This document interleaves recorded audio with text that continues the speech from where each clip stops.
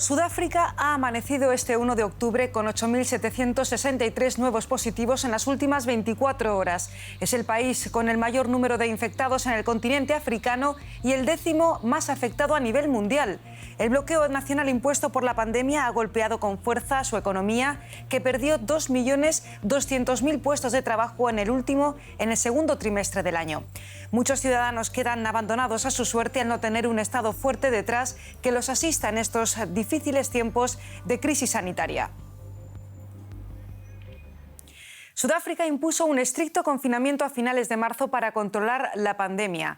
Esto ha tenido un fuerte impacto en su economía, que registró la mayor contracción de su historia en el segundo trimestre. Aunque el gobierno ha reactivado los viajes internacionales y ha eliminado las restricciones al comercio en industrias clave, los economistas prevén un desastre para el país. El desempleo podría incluso llegar al 45%. Para Egan Machiña, la pandemia de coronavirus está resultando especialmente dura.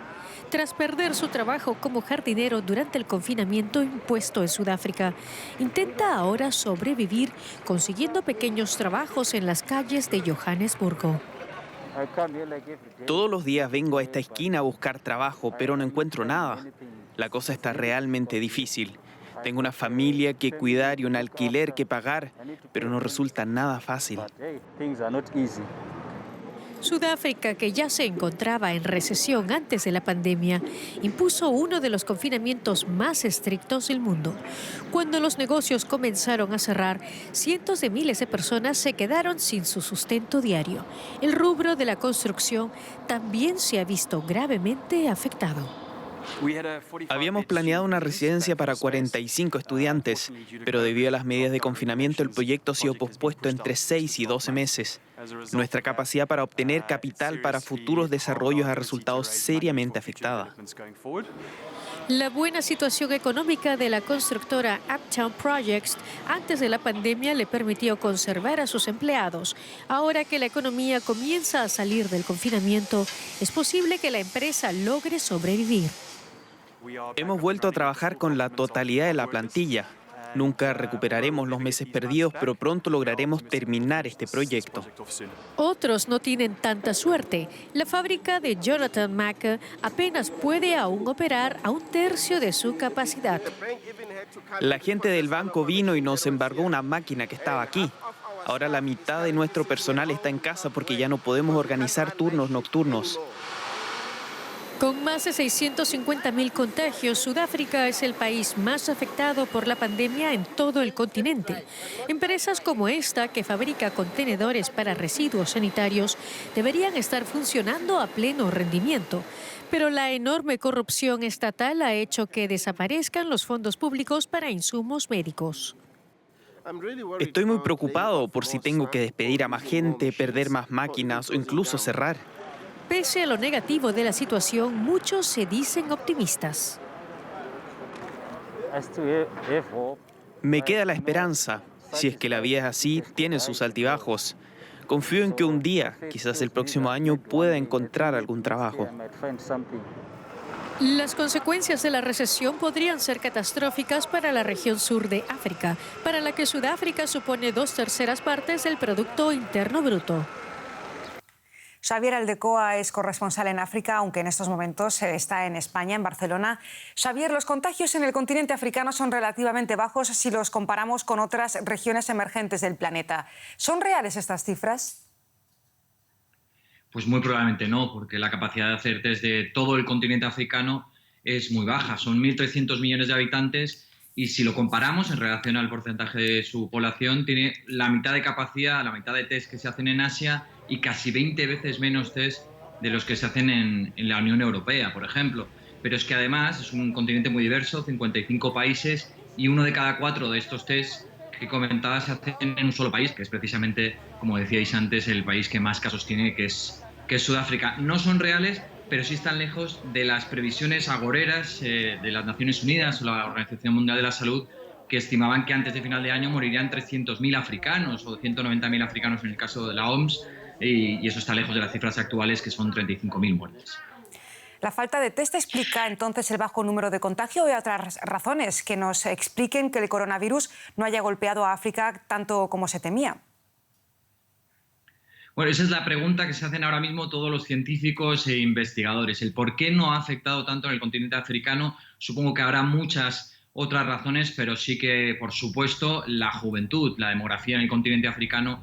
Tenemos que pensar que es el continente más joven del mundo. La mitad de la población tiene menos de 18 años y solo un 3% de la población tiene más de 75 años de edad, que es las personas mayores son los más afectados por esta pandemia. Además, por la manera de vivir en África, no existen o son muy raros los centros de ancianos, las residencias de ancianos, que por ejemplo en España ha sido clarísimo que es donde más ha afectado el coronavirus. Después, la experiencia en otras pandemias, en otras epidemias, también ha dado herramientas a los africanos, a muchas sociedades africanas acostumbradas a no tener tampoco una red sanitaria fuerte detrás, incluso con una manera de actuar de escudo cuando una epidemia, una enfermedad ataca a una población concreta de edad, una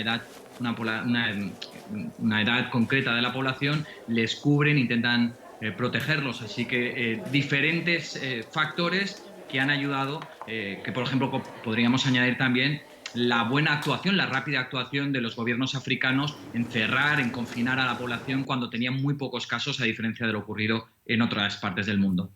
Xavier, Sudáfrica es un país que tú conoces bien, has vivido en Johannesburgo, es el país más golpeado por la pandemia. ¿Cómo enfrentan los ciudadanos la crisis sanitaria y económica sin un respaldo como el que conocemos en la Unión Europea?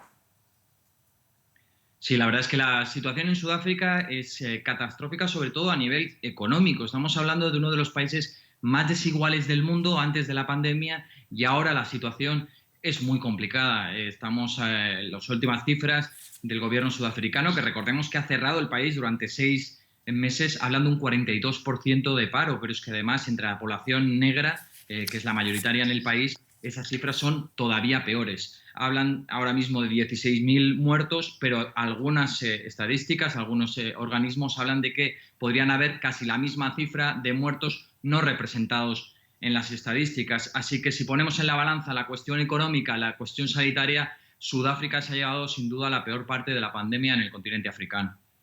Xavier Aldecoa es corresponsal para África, se encuentra en estos momentos en España. Muchas gracias por tu entrevista en este especial del coronavirus. A vosotros, gracias. Seguimos en Sudáfrica, en el continente africano. COVID-19 es así como se llama el asentamiento ilegal que ha surgido a las afueras de Ciudad del Cabo. Ha surgido a consecuencia de la crisis económica que ha sido generada por la pandemia del coronavirus. En este país, en Sudáfrica, más de 3 millones de personas han perdido sus puestos de trabajo debido a las restricciones impuestas por la crisis sanitaria y por eso numerosas familias ya no pueden pagar más sus alquileres. Es un problema al que se enfrentan también muchos ciudadanos de América Latina. Khayelitsha es el mayor suburbio de Ciudad del Cabo. Aquí viven más de 1 millón de personas. Entre ellas, Zoleka Belingeni. Hace un mes ya no pudo pagar más el alquiler. Por eso improvisó una vivienda en un terreno que estaba vacío. Cientos de personas han hecho lo mismo. Al nuevo asentamiento lo llamaron COVID-19. Porque todo pasó por la COVID. Perdimos nuestros trabajos, nos quedamos sin nada, sin dinero. Así que decidimos ponerle el nombre de COVID-19. Zoleka nos muestra el sitio precario en donde ahora vive con su pareja y sus 3 hijos.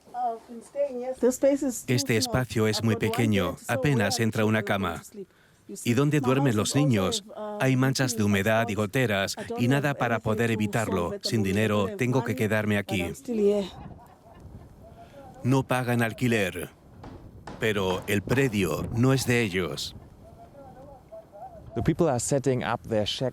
La gente improvisa sus viviendas en todas partes. No tienen otra opción. Las autoridades afirman que las ocupaciones ilegales de tierra están causando enormes problemas. Las autoridades municipales nos cuentan que en las últimas 6 semanas hubo 30 nuevas ocupaciones de tierra. Ciudad del Cabo ya perdió 300 hectáreas de tierra el año pasado. Sea lo que sea para lo que la tierra estaba destinada, se perdió. Haya sido un hospital, una escuela o una clínica. Si una parcela estaba libre y abierta, es porque iba a ser usada con fines comunitarios. Tenemos una lucha de invasores de tierras contra el gobierno de la ciudad y sus ciudadanos. Desde junio, la ciudad afirma que ya derribó unas 60.000 viviendas ilegales, en algunos casos de forma violenta. Este hombre fue evacuado desnudo, pero un tribunal dictaminó que ahora, para los desalojos, se necesita una orden judicial y reubicar a los ocupantes, pero la ciudad no da abasto. Unas 400.000 personas ya están en lista de espera para acceder a viviendas sociales. La cesión de viviendas no avanza porque constantemente hay nueva gente solicitando una y haciendo presión para ser los primeros. La gente está furiosa. Zoleka Belengeni y su familia esperan que les asignen una vivienda social desde hace mucho tiempo, hasta ahora sin resultados. El gobierno debería cubrir nuestras necesidades. Necesitamos un baño, agua y electricidad. Deberíamos conseguirlo del gobierno. Es nuestro derecho poder vivir en un sitio como el que prometen. Aquí, si tienes que ir al baño, tienes que tomar un recipiente y luego cavar. Todo está lleno de esas cosas feas. Ya no se puede ni ir al monte, porque está todo ocupado por gente construyendo sus casas. Zoleka sabe que seguirá viviendo aquí por un tiempo. Una orden judicial de desalojo tarda hasta 1 año y medio en ejecutarse. La policía, además, de momento no interviene. Y el asentamiento continúa creciendo día a día. COVID-19, lo acaban de escuchar, el nombre de este barrio surgido a las afueras de Ciudad del Cabo en la pandemia, debido también a la pandemia del coronavirus, y que si sigue en pie en los próximos años nos recordará a una enfermedad que cambió el mundo. Hasta aquí el especial del coronavirus. Muchas gracias por su atención y hasta mañana.